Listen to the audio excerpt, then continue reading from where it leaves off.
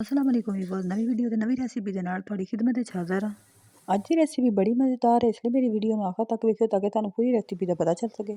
ਤੇ ਅੱਜ ਦੀ ਰੈਸਿਪੀ ਵਿੱਚ ਅਸੀਂ ਬੈਂਗਣ ਬਣਾਵਾਂਗੇ ਤੇ ਮੇਰੀ ਵੀਡੀਓ ਨੂੰ ਜ਼ਰਾ ਗੌਰ ਨਾਲ ਵੇਖਿਓ, ਬੜੀ ਵਧੀਆ ਵੀਡੀਓ ਆ। ਸਭ ਤੋਂ ਪਹਿਲਾਂ ਅਸੀਂ ਬੈਂਗਣ ਕੱਟਦੇ ਹਾਂ ਤੇ ਬੈਂਗਣ ਅਸੀਂ ਜ਼ਰਾ ਗੋਲ ਕੱਟਾਂਗੇ, ਜਿਸ ਤਰ੍ਹਾਂ ਕਿ ਤੁਸੀਂ ਵੀਡੀਓ ਵਿੱਚ ਵੇਖ ਸਕਦੇ ਹੋ। ਜਿਸ ਵੇਲੇ ਤੁਸੀਂ ਬੈਂਗਣ ਕੱਟਣ ਕੱਟਣੇ ਤੋਂ ਪਹਿਲਾਂ ਅੱਛੀ ਤਰ੍ਹਾਂ ਨਾਲ ਧੋ ਲੈਣਾ ਬੈਂਗਣਾਂ ਨੂੰ। ਬੈਂਗਣ ਸਾਰੇ ਕੱਟ ਹੋ ਗਏ ਤੇ ਹੁਣ ਅਸੀਂ ਹਲਕਾ ਜਿਹਾ ਫਰਾਈ ਕਰ ਲਵਾਂਗੇ ਬੈਂਗਣਾਂ ਨੂੰ।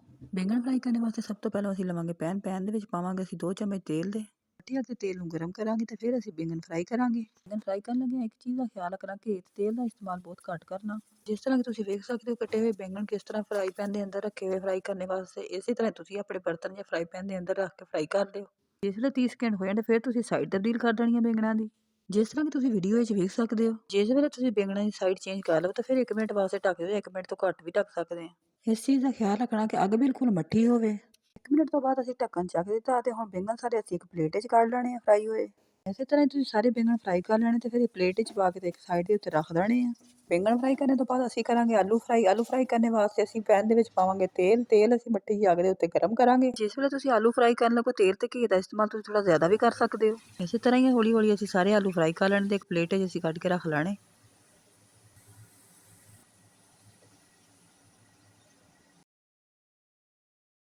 ਤੇ ਜਿਸ ਵੇਲੇ ਆਲੂ ਫਰਾਈ ਹੋ ਜਾਣ ਤੇ ਫਿਰ ਹਲਕਾ ਜਿਹਾ ਪਿਆਜ਼ਾਂ ਨੂੰ ਫਰਾਈ ਕਰ ਲੈਣਾ।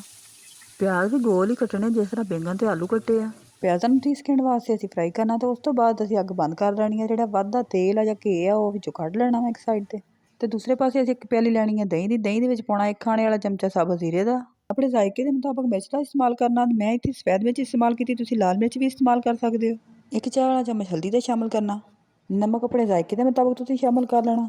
1 ਨਿੰਬੂ ਦਾ ਰਸ ਸ਼ਾਮਿਲ ਕਰ ਲੈਣਾ। ਅੱਧਾ ਚਾਹ ਵਾਲਾ ਚਮਚ ਕਲਵੰਜੀ ਦਾ ਸ਼ਾਮਿਲ ਕਰ ਲੈਣਾ ਤੇ ਇਸ ਤੋਂ ਬਾਅਦ ਸਾਰੀਆਂ ਚੀਜ਼ਾਂ ਨੂੰ ਚੰਗੀ ਤਰ੍ਹਾਂ ਤੇ ਰਲਾ ਲੈਣਾ। ਤੇ ਜਿਸ ਵੇਲੇ ਸਾਰੀਆਂ ਚੀਜ਼ਾਂ ਚੰਗੀ ਤਰ੍ਹਾਂ ਤੇ ਰਲ ਜਾਣ ਤੇ ਫਿਰ ਦਹੀਂ ਵਾਲੀ ਪਿਆਲੀ ਇੱਕ ਸਾਈਡ ਦੇ ਉੱਤੇ ਰੱਖ ਦੇਣੀ ਤੇ ਦੂਸਰੇ ਪਾਸੇ ਪਿਆਜ਼ਾਂ ਵਾਲਾ ਫਰਾਈ ਪੈਨ ਫਿਰ ਮੱਠੀ ਜਿਹੀ ਅੱਗ ਦੇ ਉੱਤੇ ਰੱਖ ਦੇਣਾ ਤੇ ਪਿਆਜ਼ਾਂ ਦੇ ਵਿੱਚ 2 ਗੋਲ ਕੱਟੇ ਹੋਏ ਟਮਾਟਰ ਸ਼ਾਮਿਲ ਕਰ ਦੇਣੇ। 2 ਤੋਂ 3 ਸਬਜ਼ ਮਿਰਚਾਂ ਸ਼ਾਮਿਲ ਕਰਨੀਆਂ ਕੱਟੀਆਂ ਹੋਈਆਂ। ਅੱਗ ਮੱਠੀ ਰੱਖਣੀ ਹੈ ਤੇ ਚਮਚ ਦੇ ਨਾਲ ਮੱਠਾ ਜਿਹਾ ਹਿਲਾ ਵੀ ਲੈਣਾ। ਹੁਣ ਅਸੀਂ ਬੈਂਗਣ ਫਰਾਈ ਕੀਤੇ ਹੋਏ ਸ਼ਾਮਿਲ ਕਰਾਂਗੇ ਤੇ ਫਰਾਈ ਕੀਤੇ ਹੋਏ ਆਲੂ ਵੀ ਸ਼ਾਮਿਲ ਕਰ ਦਾਂਗੇ ਤੇ ਦਹੀਂ ਦੀ ਪਿਆਲੀ ਜਿਹਦੇ ਵਿੱਚ ਸਾਰੇ ਮਸਾਲੇ ਰਲਾ ਕੇ ਰੱਖੇ ਸੀ ਉਹ ਵੀ ਪਾ ਦੇਵਾਂਗੇ ਵਿੱਚ ਤੇ ਚਮਚ ਦੇ ਨਾਲ ਸਾਰੀਆਂ ਚੀਜ਼ਾਂ ਨੂੰ ਚੰਗੀ ਤਰ੍ਹਾਂ ਤੇ ਰਲਾ ਲਵਾਂਗੇ। ਤੇ ਜਿਸ ਵੇਲੇ ਸਾਰੀਆਂ ਚੀਜ਼ਾਂ ਰਲ ਜਾਣ ਤੇ ਮੱਠੀ ਜਿਹੀ ਅੱਗ ਦੇ ਉੱਤੇ 1 ਮਿੰਟ ਵਾਸਤੇ ਢੱਕ ਕੇ ਰੱਖ ਦੇਵਾਂਗੇ। 1 ਮਿੰਟ ਤੋਂ ਬਾਅਦ ਅਸੀਂ ਹਾਂਡੀ ਦੇ ਢੱਕਣ ਚੱਕ ਦਿੱਤਾ ਤਾਂ ਬੈਂਗਣ ਜਿਹੜੇ ਹੈਗੇ ਸਾਡੇ ਪੱਕ ਕੇ ਤਿਆਰ ਆ ਤਾਂ ਹੁਣ ਅਸੀਂ ਖਾਣੇ ਵਾਸਤੇ ਪੇਸ਼ ਕਰ ਸਕਦੇ ਹਾਂ। ਬੈਂਗਣ ਤੇ ਆਲੂਆਂ ਦੀ ਬਹੁਤ ਹੀ ਮਜ਼ੇਦਾਰ ਤੇ ਬੜੀ ਵਧੀਆ ਰੈਸਿਪੀ ਹੈ।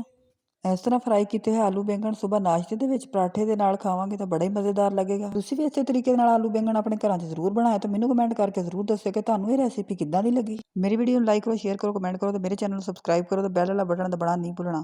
ਇਸ ਵਧੀਆ ਜੀ ਰੈਸਿਪੀ ਦੇ ਨਾਲ ਅੱਜ ਦੀ ਵੀਡੀਓ ਦਾ ਕਰਦੇ ਹਾਂ ਐਂਡ ਤੇ ਮੈਨੂੰ ਦੁਆਵਾਂ 'ਚ ਯਾਦ ਰੱਖਿਓ। ਮੇਰੀ ਇਸ ਵੀਡੀਓ ਨੂੰ ਆਪਣੇ ਦੋਸਤਾਂ ਨਾਲ ਤੇ ਮਿਲਣੇ ਮਿਲਾਣੇ ਵਾਲਿਆਂ ਨਾਲ ਜ਼ਰੂਰ ਸ਼ੇਅਰ ਕਰਨਾ ਤੇ ਮੈਨੂੰ ਦਿਓ ਇਜਾਜ਼ਤ। ਰੱਬ ਰਾਖਾ।